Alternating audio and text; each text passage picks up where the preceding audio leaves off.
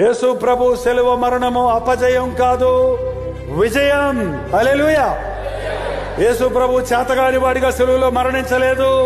తండ్రి, నీ చేతికి నా ఆత్మను అప్పగిస్తున్నాను, ఇదిగో నీ సన్నిధిలో మళ్ళీ నేను ఎక్కడి నుంచి వచ్చానో అక్కడికి రావడానికి నేను వచ్చేస్తున్నాను.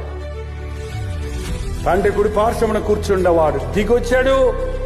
చేయవలసిన పాప విమోచన కార్యాన్ని ముగించి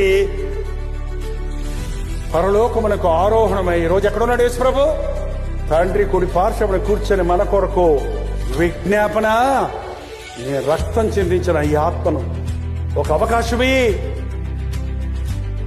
ఈ ఆత్మను పరిశుద్ధాత్ముడు ఒప్పించని, దేవుని వాక్యము వారిని సరిచేయని, వీరిని నరకానికి పోనివద్దని మనలో అనేకుల కొరకు ఆయన విజ్ఞాపన చేస్తున్నాడు. కాబట్టి ఎన్నోసార్లు ఆయన్ని బాధ పెట్టినా, విడిచిపెట్టినా, మర్చిపోయిన దేవుని ప్రేమను ఇంకా మనల్ని దేవుడు కాపాడుతున్నాడండి.